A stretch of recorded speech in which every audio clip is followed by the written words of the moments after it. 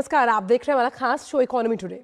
मैं हूं आंचल गुलाटी गुम्बुर और पिछले 2 हफ्तों की अगर मैं बात करूं तो घरेलू शेयर बाजार में जो निवेशक हैं, ट्रेडर्स हैं, वो इस हफ्ते थोड़ी स्थिरता की उम्मीद कर सकते हैं। आज ग्लोबल बाजारों से अच्छे संकेत हैं और बैंकों के मजबूत नतीजों के दम पर हमने देखा कि अमेरिकी बाजार में शुक्रवार को अच्छी रैली देखी गई और जो डाउस फ्यूचर्स है वहां पर भी अच्छी रैली आने की उम्मीद है। जापानी बेंचमार्क निकाई आज बंद है। इन तमाम खबरों पर डालेंगे नजर, लेकिन सबसे पहले देखते हैं आज की प्रमुख आर्थिक टॉपलाइंस क्या हैं।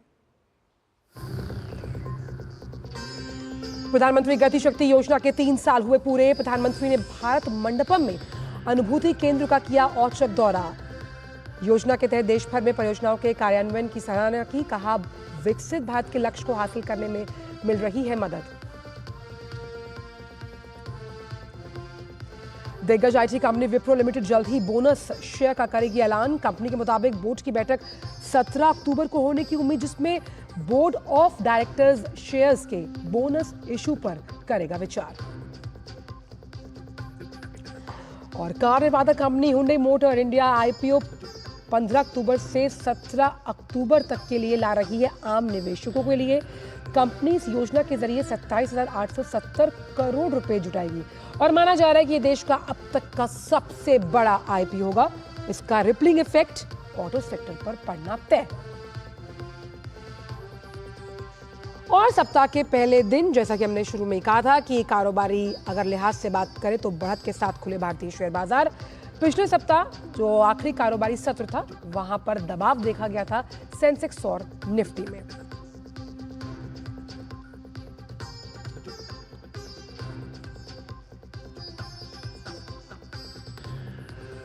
तो इन तमाम खबरों पर रहने वाली है हमारी नजर, लेकिन आइए देखते हैं कि शेयर बाजार में वो प्रमुख कारक और इंडिकेटर्स क्या हैं जो इस हफ्ते ये माना जा रहा है कि तेजी देखने को मिल सकती है। कंपनियों के जो नतीजे हैं उनको लेकर भी तो अहम कारक क्या हैं। कंपनियों की जो दूसरी तिमाही है उनके नतीजे आने वाले हैं। आज रिलायंस इंडस्ट्रीज के नतीजे हैं, तो क्या ये नतीजे उस लिहाज से आएंगे कि बाजार को सपोर्ट करेंगे। Infosys, HDFC bank, Kotak Mahindra. Retail और थोक महंगाई दर के आंकड़े भी सामने आने वाले हैं, तो क्या एक रेट कट की उम्मीद जो की जा रही है दिसंबर में वो इन पर निर्भर करती है।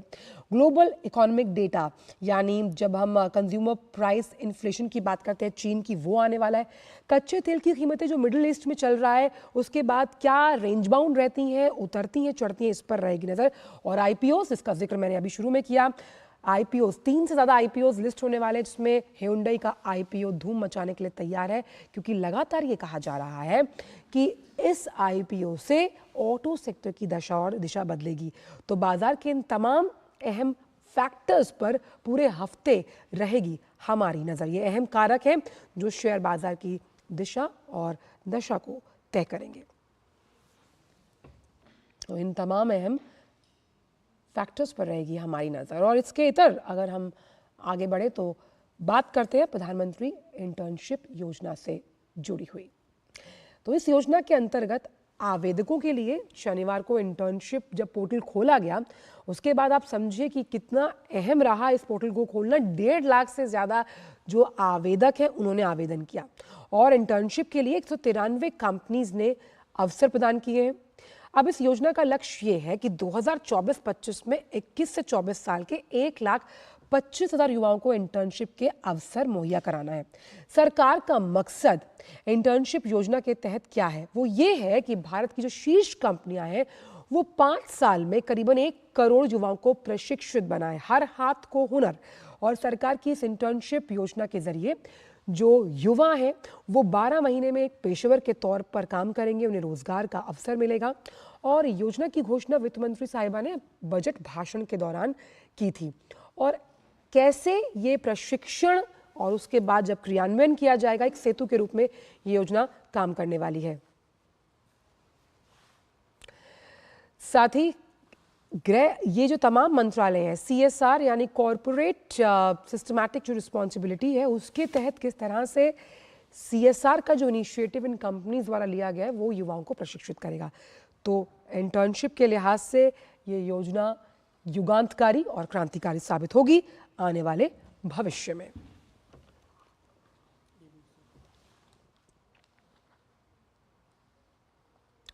और आइए अब दुनिया भर के बाजारों पर नजर डालते हैं। तो गिफ्ट निफ्टी पहले ही 35 अंकों की बढ़त के साथ खुला था। अभी क्या ताज़ा स्तर है 25,136 का लेवल। 50 अंकों की बढ़त यहाँ नजर आ रही है गिफ्ट निफ्टी की, और उम्मीद ये की जा रही है कि कंसोलिडेशन फेज जो लास्ट वीक देखा गया वो इस हफ्ते नहीं देखने को मिलेगा भारतीय शेयर बाजार में। दलाल स्ट्रीट के प्रमुख काउंटर्स क्या कह रहे हैं? लगता है कि सेंसेक्स 81,642, 261 अंकों की बढ़त यहाँ नजर आ रही है, और कई अहम कंपनियों के नतीजे, इसमें बैंकिंग काउंटर्स भी इंपॉर्टेंट है। निफ्टी क्या कदमताल मिलाता हुआ नजर आ रहा है सेंसेक्स की, निफ्टी पर भी डालते हैं नजर। 25,042 का लेवल, 78 अंकों की बढ़त। कौन कौन से वो तमाम स्टॉक्स हैं जो, चलिए तो स्टॉक्स को देखेंगे बाद में। आपको बता दें कि ग्लोबल वर्ल्ड सिंपोजियम में केंद्रीय मंत्री ज्योतिरादित्य सिंधिया ने क्या कुछ कहा है, आइए आपको सुनवाते हैं। Regulations which are global, which are worldwide, become even more important. Not only is this necessary from the point of view of making sure that adherence takes place, but let me also say that it's also important from the ability of nations to roll out technology in a much more rapid manner. And therefore today it's my singular honor to host the Secretary General of the WTSA, Ms. Doreen Martin, and her full delegation, leaders across over 100 countries that are present in India.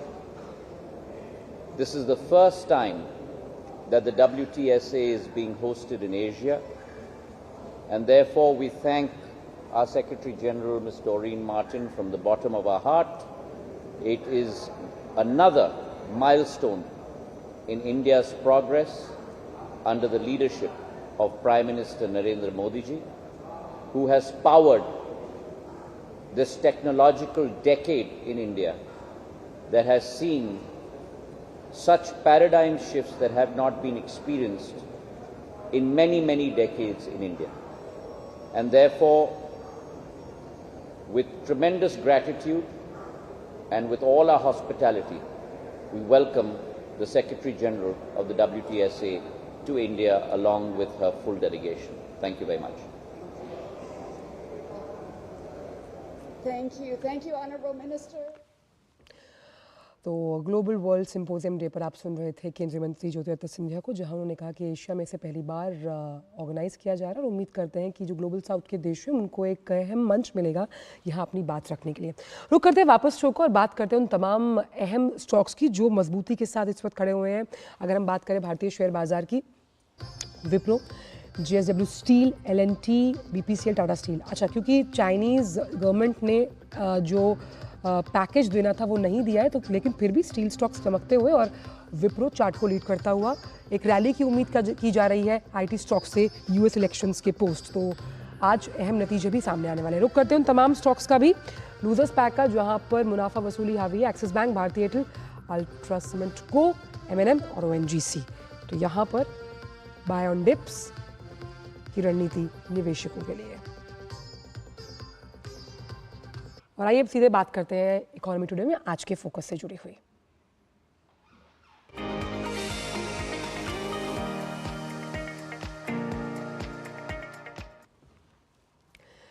तो प्रधानमंत्री गति शक्ति योजना को लगभग 3 साल पूरे हुए कल, और देश के ढांचागत विकास को रफ्तार देने और जमीनी समस्याओं को तकनीक के साथ दूर करने में इस उद्देश्य के साथ इस योजना को शुरू किया गया।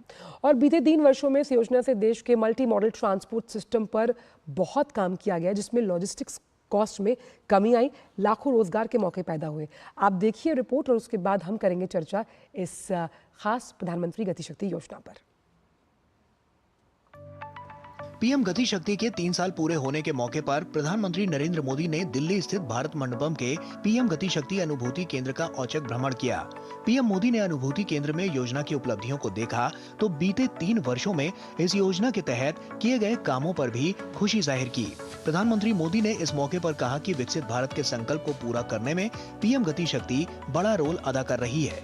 नेशनल मास्टर प्लान के आधार पर देश के ढांचागत विकास को रफ्तार देने के लिए 156 बड़ी कमियों को खोजकर सुधार किया जा रहा है, जिससे लास्ट माइल कनेक्टिविटी का काम तेजी से हुआ है। 7 बड़े सेक्टर में मल्टी मॉडल ट्रांसपोर्ट सिस्टम को विकसित करके देश में विश्व स्तरीय न्यू जनरेशन इंफ्रा तैयार किया जा रहा है। पीएम मोदी ने भारत मंडपम में ODOP अनुभूति केंद्र का भी दौरा किया और वोकल फॉर लोकल के लिए किए जा रहे प्रयासों पर भी खुशी जाहिर की। 3 साल पहले 15 अगस्त 2021 को प्रधानमंत्री नरेंद्र मोदी ने पीएम गति शक्ति राष्ट्रीय मास्टर प्लान का ऐलान किया था। इस योजना के 3 साल पूरे होने पर प्रधानमंत्री मोदी ने इस मास्टर प्लान की सराहना की। केंद्रीय वाणिज्य एवं उद्योग मंत्री पीयूष गोयल सहित विभिन्न केंद्रीय मंत्रियों और कई राज्यों के मुख्यमंत्रियों ने भी पीएम गति शक्ति योजना के 3 साल पूरे होने पर जमकर सराहना की। गौरतलब है कि पीएम गति शक्ति योजना देश के बुनियादी ढांचे को बेहतर बनाने के उद्देश्य से शुरू की गई है। इसके जरिए देश में विश्व स्तरीय बुनियादी ढांचा तैयार करने की कोशिश की जा रही है। तो कनेक्टिविटी में सुधार करना, आर्थिक विकास को बढ़ावा देना और नागरिकों के जीवन की गुणवत्ता में सुधार करना इसका मुख्य उद्देश्य है। पीएम गति शक्ति मल्टी मॉडल कनेक्टिविटी 16 करोड़ रुपए का नेशनल मास्टर प्लान है। इस योजना के तहत केंद्र सरकार के 44 मंत्रालयों और 36 राज्यों के बीच तालमेल स्थापित कर देश में चल रहे सड़क, रेल, तेल और गैस जैसे मंत्रालयों के प्रोजेक्ट्स को एक डिजिटल प्लेटफॉर्म पर लाया गया है। इससे काम में तेजी आई है और लागत भी कम हुई है। इससे देश के इंफ्रास्ट्रक्चर विकास के साथ साथ देश में लाखों युवाओं को रोजगार भी मिल रहा है। Bureau report, DD news. तो गति को शक्ति देने वाली प्रधानमंत्री की ये योजना, आखिर इसके अहम लाभ और इसका विस्तारीकरण अगर हम देखें चरणबद्ध तरीके से, वो कैसे किया गया है, आइए हम आपको अब ग्राफिक्स के जरिए बड़ी वीडियो वॉल पर समझाने की कोशिश करते हैं। देखिए, प्रधानमंत्री गति शक्ति क्योंकि 3 साल बेमिसाल रहे हैं और इसमें 44 मंत्रालय, 36 राज्य और यूनियन टेरिटरीज एक ही पोर्टल पर, यानी एकीकृत पोर्टल है, तो आपको कहीं जाने की जरूरत नहीं है, जिससे कहीं ना कहीं सामंजस्य बिठाने में मदद मिलती है। उस लिहाज से प्रधानमंत्री गति शक्ति योजना बहुत अहम। वहीं 7 सेक्टर इसमें इंक्लूड किए गए हैं, जिसमें हम बात कर रहे हैं रेलवे, सड़क, पोर्ट, जलमार्ग, एयरपोर्ट, साथ ही साथ ट्रांसपोर्ट, लॉजिस्टिक्स और इंफ्रा, हाईवेज, हाईवेज और आरवेज। ये सबसे अहम कारक होते हैं किसी भी देश की आर्थिक प्रगति को सरपट दौड़ाने के लिए। तो उस लिहाज से 7 सेक्टर अहम। वहीं प्रोजेक्ट की अगर हम बात करें तो रियल टाइम मॉनिटरिंग, यानी ये नहीं कि आपने जब काम किया तो उस काम का आकलन उसी वक्त किया जा सकेगा। रियल टाइम मॉनिटरिंग से यही फायदा मिलता है। अब तक 533 जो प्रोजेक्ट है वो मैप कर लिए गए हैं, तो आप समझ सकते हैं कि तमाम जो सेक्टर्स हैं उसमें लगातार संख्या बढ़ती हुई। 100 बड़े प्रोजेक्ट्स के लिए जो बजट का आवंटन है वो 75,000 करोड़ का है। इसलिए हमने देखा कि कैपेक्स को लेकर बजट में लगातार बढ़ावा दिया गया है। 2014 में आप देखिए लॉजिस्टिक्स परफॉर्मेंस रैंकिंग क्या थी, 54, और वो बढ़कर 38वीं हुई है। लॉजिस्टिक कॉस्ट में कमी आना माल ढुलाई को कितना आसान बनाता है, ये जो प्रोग्राम है ये उसकी सबसे बड़ी तस्दीक करता है। इसीलिए मल्टी मॉडल कनेक्टिविटी के साथ साथ कम लॉजिस्टिक कॉस्ट और नए रोजगार, यानी एक विन विन सिचुएशन है जब हम इन तीनों कड़ियों को एक साथ जोड़ने की बात करते हैं। और उस लिहाज से जब हम कनेक्टिविटी को बढ़ाते हैं तो आपकी लॉजिस्टिक कॉस्ट अपने आप कम होती है और नेशनल लॉजिस्टिक पॉलिसी से मदद मिलती हुई यहाँ नजर आ रही है। यानी कि आप जो सामान एक शहर से दूसरे शहर ले जाते हैं, उस पॉलिसी से क्रियान्वयन से बहुत मदद मिली और माल ढुलाई निर्बाध हुई। सप्लाई चेन, ये जो ग्लोबल सप्लाई चेन की एक समस्या है, उसको बहुत हद तक हम मान सकते हैं उसका निवारण करने में पीएम गति शक्ति प्रोग्राम ने मदद की है। तो इसके 3 साल बेमिसाल होने के साथ साथ जिला स्तर पर इस गति शक्ति का विस्तार किया जा रहा है। यानी अब चरणबद्ध तरीके से कैसे इसे माइक्रो मैनेजमेंट के साथ जिलेवार आगे तक लेकर जाना है, आप समझ सकते हैं। उस लिहाज से प्रधानमंत्री गति शक्ति का जो ये प्रोग्राम है वो कितना अहम हो जाता है। इंफ्रास्ट्रक्चर, रेलवेज, रोड और खास तौर पे जल मार्गों की जब हम बात करते हैं, बंदरगाह, blue economy, blue green economy कैसे भारत देश को आगे बढ़ाएगी। तो खैर इसी पर हम आगे भी चर्चा करेंगे। बहुत विशिष्ट मेहमान हमारे साथ जुड़े हुए हैं स्टूडियो में, लेकिन वक्त फिलहाल एक छोटे से ब्रेक का है इकोनॉमी टुडे में।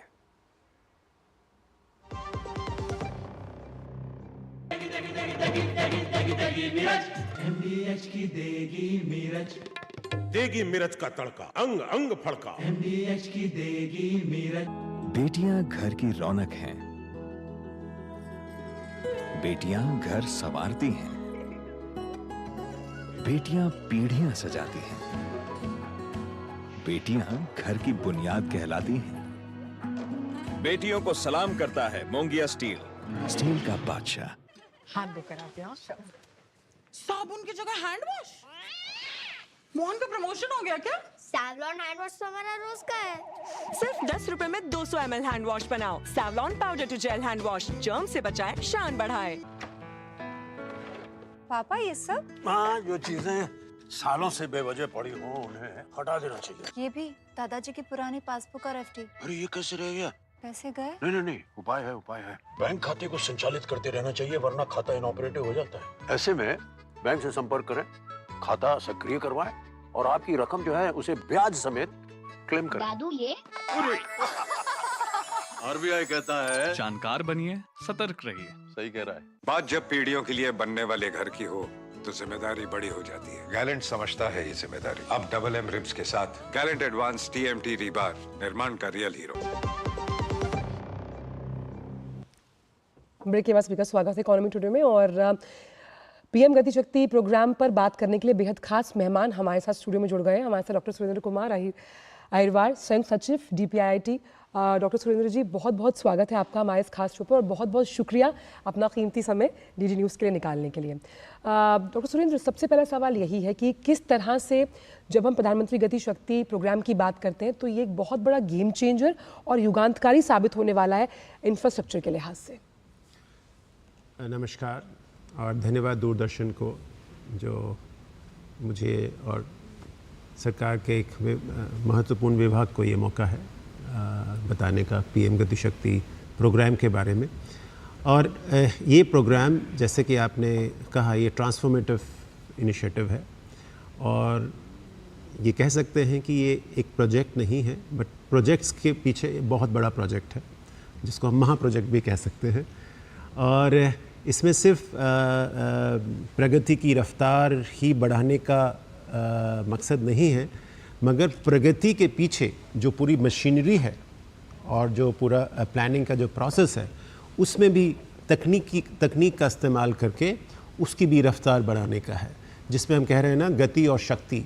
तो जो शक्ति है उसमें भी जो पावर ऑफ प्लानिंग और power of development of infrastructure है उसमें भी एक शक्ति डालने की कोशिश है।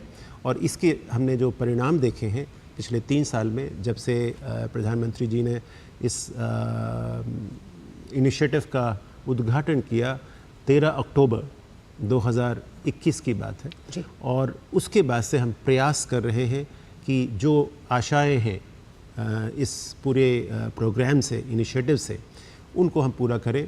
और आज की तारीख में जो आप देखते हैं कि 44 मंत्रालय और 36 राज्य और केंद्र शासित प्रदेश एक साथ दिखाई दे रहे हैं, ये सबसे बड़ी उपलब्धि मैं समझता हूँ, जिसमें इंफ्रास्ट्रक्चर डेवलपमेंट के लिए, विकास के लिए एक इंटीग्रेटेड, एकीकृत अप्रोच अडॉप्ट करी गई है और whole of the government has come together. Doctor Surendra, इसमें सबसे अहम बात जो लगातार हमने चर्चा में भी हम इस पर करने वाले हैं कि लॉजिस्टिक्स कॉस्ट में कमी आना, आप इसे कितना बड़ा कारक मानते हैं किसी भी देश को आर्थिक महाशक्ति बनाने के लिए? देखिए, लॉजिस्टिक्स कॉस्ट जो होती है वो 2 वजहों से होती है, ज़्यादा हो सकती है, कम हो सकती है। एक है उसका इंफ्रास्ट्रक्चर कंपोनेंट, दूसरा है सर्विसेज कंपोनेंट। नाउ पीएम गति शक्ति जो नेशनल मास्टर प्लान है, इसके 2 और आयाम हैं। एक तो हम इंफ्रास्ट्रक्चर को देख रहे हैं पीएम गति शक्ति नेशनल मास्टर प्लान के द्वारा, दूसरा हम नेशनल लॉजिस्टिक्स पॉलिसी जो फिर अगले साल मीन्स जब 2021 में लॉन्च हुआ पीएम गति शक्ति नेशनल मास्टर प्लान, 2022 के सितंबर में नेशनल लॉजिस्टिक्स पॉलिसी का भी शुभारंभ किया गया। और ये एक ऐसी पॉलिसी है जो शायद मैं कह सकता हूँ कि विश्व में एक अनोखी पॉलिसी है, जो कि लॉजिस्टिक्स सेक्टर को ही पहली बार डिफ़ाइन करती है। किसी भी देश में, विश्व के किसी भी देश में इसने कॉम्प्रिहेंसिव तरीके से लॉजिस्टिक्स सेक्टर को डिफ़ाइन नहीं किया गया है, जिसमें कि सारी चीज़ें जो सर्विसेज कह सकते हैं हम, चाहे वो मैन पावर हो इन द लॉजिस्टिक्स सेक्टर, और तकनीक हो, इंफ्रास्ट्रक्चर हो, और डिजिटलाइजेशन और तकनीक का इस्तेमाल हो, ये सारे आयाम जो है लॉजिस्टिक्स पॉलिसी के थ्रू, राष्ट्रीय जो लॉजिस्टिक्स पॉलिसी है उसके थ्रू देखे जा रहे हैं। और उसी के साथ साथ जो इंफ्रास्ट्रक्चर, द हार्ड कंपोनेंट है, वो नेशनल मास्टर प्लान के लिए देखा जा रहा है। अब ये दोनों मिल करके हम ये कह सकते हैं कि जो हमारी उपलब्धि हुई है लॉजिस्टिक्स कॉस्ट के रिडक्शन में, और ये लॉजिस्टिक्स कॉस्ट रिडक्शन हुआ है क्योंकि there has been a reduction in the cost of infrastructure development, reduction in the cost of operation जो है वो हुआ है। और जो सर्विसेज का हमने जिसका कॉस्ट कम करने की कोशिश करी है वो डिजिटलाइजेशन के थ्रू करी है। यूलिप एक बहुत बड़ा प्लेटफॉर्म बना है जो लॉजिस्टिक्स सेक्टर के 37 विभागों को या सेक्टर्स को जो उनके सिस्टम्स हैं, डिजिटल सिस्टम्स हैं, उनको इंटीग्रेट करता है। और एक कह सकते हैं कि लॉजिस्टिक्स सेक्टर का ये यूपीआई है जी, जो एक डेटा गेटवे है, और उस डेटा के का इस्तेमाल करके प्राइवेट सेक्टर के अलग अलग एप्लीकेशंस बन रहे हैं जो कि लॉजिस्टिक्स सेक्टर में सर्विसेज क्रिएट कर रहे हैं, और उसकी वजह से लॉजिस्टिक्स कॉस्ट भी कम हो रही है। और जहाँ तक देखते हैं कि जब लॉजिस्टिक्स कॉस्ट कम होगी तो इकोनॉमिक डेवलपमेंट होगा, इकोनॉमिक एक्टिविटी बढ़ेगी, और तो उसमें एम्प्लॉयमेंट का बढ़ना बिल्कुल जायज़ है। आपने बहुत अहम पॉइंटर्स के साथ बड़े सरल तरीके से बताया। इसमें टेक्नोलॉजी का रोल कितना अहम है डॉक्टर सुरेंद्र, क्योंकि जिस एकीकृत मॉडल की हम बात करें, क्योंकि आपने बहुत अच्छे शब्दों का चयन किया कि ये यूपीआई है, गेटवे है। जब तमाम डिजिटल सॉल्यूशंस की हम बात करते हैं जो कंपनीज़ हैं, उस लिहाज से तकनीक का रोल कितना बड़ा हो जाता है पीएम गति शक्ति प्रोग्राम को आगे आने वाले सालों में और सफल बनाने के लिए। देखिए, तकनीक आप कह सकते हैं कि जो whole of the government approach में कह रहा था, 44 विभाग, मंत्रालय और 36 राज्य और केंद्र शासित प्रदेश एक साथ कैसे आए हैं, दो तरीक़ों से आए हैं। एक टेक्नोलॉजी प्लेटफॉर्म के जरिए आए हैं, और दूसरा जो इंस्टीट्यूशन अरेंजमेंट है उसके जरिए आए हैं। जो हमारा पीएम गति शक्ति नेशनल मास्टर प्लान प्लेटफॉर्म है, एक ऐसा डिजिटल प्लेटफॉर्म है जिसमें कि geo spatial data about every asset, मतलब जो भी आपके फिजिकल एसेट्स हैं आज ज़मीन पर या ज़मीन के नीचे, वो उनके लैटिट्यूड लॉन्गिट्यूड के जो डेटा है, जियो स्पेशल डेटा जिसको हम कहते हैं, उसके द्वारा मैप कर दिए गए हैं। और सिर्फ हमने वही इंफ्रास्ट्रक्चर को मैप नहीं किया है जो कि अभी एग्जिस्ट कर रहे हैं, बल्कि वो इंफ्रास्ट्रक्चर को भी हमने मैप किया है जो अभी प्लान में है या जिसके बारे में प्लान बन चुका है, राइट। तो इससे क्या होता है कि हमें जो जियो स्पेशल डेटा जो दिखाई देता है, जिसको हम कह सकते हैं कि एक प्रकार से हमने डिजिटल ट्विन बना लिया है अपने इंफ्रास्ट्रक्चर सेक्टर का, पूरे देश का। हाँ, और उसमें और ज़रूर गुंजाइश है और इंटेंसिव डेटा मैपिंग की, मगर हाँ, हमने जो हम बताते हैं कि 1500 से ज़्यादा डेटा लेयर्स जो हमने मैप में डाली हुई हैं, वो जियो स्पेशल डेटा है हर सेक्टर के इंफ्रास्ट्रक्चर का, और उसको देख करके हम नई योजनाएं बनाते हैं, परियोजनाएं बनाते हैं। वो हम बैठ करके एक डिजिटल सर्वे कर सकते हैं, कमरे में बैठ करके आज की तारीख में डिसीजन सही ले सकते हैं, डेटा बेस्ड डिसीजन ले सकते हैं, डिसीजन जल्दी ले सकते हैं। और हम जो इम्प्लीमेंटेशन के दौरान जो समस्या आने वाली हैं, जिसकी वजह से प्रोजेक्ट्स डिले होते हैं, आज हम वो प्लानिंग स्टेज में उसको देख पाते हैं। इन सब चीज़ों से हमें तकनीक का जो इस्तेमाल किया है, जैसे मैंने यूलिप का तो बताया है, वो ऑपरेशनल एस्पेक्ट को देखता है, ये प्लानिंग ऑफ इंफ्रास्ट्रक्चर को देखता है। तो दोनों जो इनिशिएटिव हैं, दोनों के दो डिजिटल कंपोनेंट हैं। एक यूलिप है for services in the logistics sector, दूसरा नेशनल मास्टर प्लान प्लेटफॉर्म है जो इंफ्रास्ट्रक्चर को देख रहा है। भविष्य में, बहुत संक्षिप्त में आखिरी प्रश्न आपसे यही है डॉक्टर सुरेंद्र, की खास तौर पर जब हम आर्टिफिशियल इंटेलिजेंस को तमाम सेक्टर्स में जोड़ने की बात कर रहे हैं, पीएम गति शक्ति प्रोग्राम की अगर मैं बात करूं तो इसके भविष्य की योजनाएं क्या है, उसका खाका किस तरह से मंत्रालय खींच रहा है? देखिए, पीएम गति शक्ति का जो इवोल्यूशन है, भविष्य है, वो एक नेचुरल कोर्स में आप देखेंगे। और सबसे बड़ी बात यह है कि हमें जो डेटा वेल्थ है जो हमने जनरेट करी है, डेटा वेल्थ, मैं उसको डेटा वेल्थ इसलिए कह रहा हूँ कि वही है वेल्थ जिसकी वजह से हम और वेल्थ जनरेट कर सकते हैं। उसको इस्तेमाल करने के लिए हमें दो चीज़ें चाहिए, एक एनालिटिकल टूल्स, सॉफ्टवेयर्स, वो बहुत सारे बन चुके हैं और बनाए जा रहे हैं। और उसमें इंटेलिजेंस की बात है, बिल्कुल इंटेलिजेंस जो है दिन प्रतिदिन बढ़ेगी ही, उसकी इंटेलिजेंस, आर्टिफिशियल इंटेलिजेंस की ओर हम जाएंगे ऐसी हम आशा करते हैं। और उससे हम सिनेरियो बिल्ड कर पाएंगे भविष्य के, और हम उसके लिए इंफ्रास्ट्रक्चर प्लान कर पाएंगे।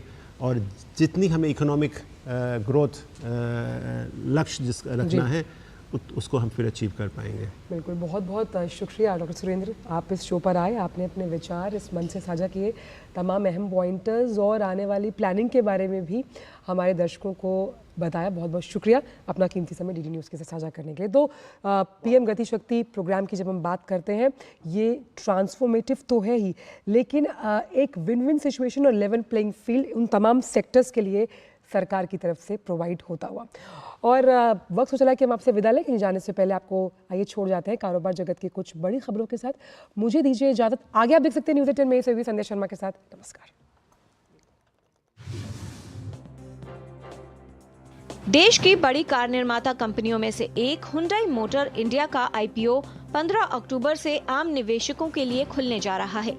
इस आईपीओ के जरिए कंपनी की योजना 27,870 करोड़ रुपए जुटाने की है। कंपनी के मुताबिक आईपीओ 15 अक्टूबर से लेकर 17 अक्टूबर तक रिटेल निवेशकों के लिए खुला रहेगा। इसका प्राइस ब्रांड 1,865 रुपए से लेकर 1,960 रुपए प्रति शेयर तय किया गया है। ये देश का अब तक का सबसे बड़ा आईपीओ होगा। इससे पहले 2022 में 21,000 करोड़ रुपए का LIC का आईपीओ देश का सबसे बड़ा आईपीओ आया था। आईटी कंपनी विप्रो लिमिटेड जल्द ही बोनस इशू पर फैसला लेने जा रही है। कंपनी के बोर्ड ऑफ डायरेक्टर्स की मीटिंग 17 अक्टूबर को होगी। इसमें बोनस शेयर जारी करने के प्रस्ताव पर विचार किया जाएगा। विप्रो ने BSE फाइलिंग में ये जानकारी दी है।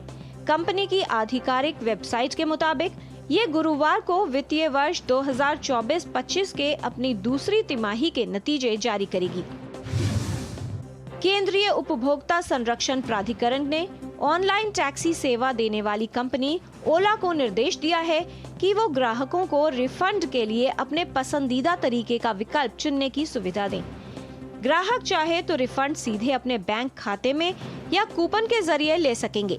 ये फैसला ग्राहकों के हितों की रक्षा के लिए एक महत्वपूर्ण कदम माना जा रहा है। इसके अलावा ओला को ये भी निर्देश दिया गया है कि वो अपने प्लेटफॉर्म के माध्यम से बुक की जाने वाली सभी ऑटो राइड्स के लिए ग्राहकों को बिल या रसीद या इनवॉइस प्रदान करे। दूरसंचार कंपनी रिलायंस जियो ने स्थलीय और उपग्रह संचालकों के बीच समान अवसर सुनिश्चित करने के लिए केंद्रीय संचार मंत्री ज्योतिरादित्य सिंधिया से हस्तक्षेप करने की मांग की है। जियो ने दूरसंचार नियामक ट्राई द्वारा प्रस्तावित स्पेक्ट्रम आवंटन नियम पर संशोधित परामर्श पत्र जारी करने के लिए केंद्रीय मंत्री से हस्तक्षेप करने को कहा है।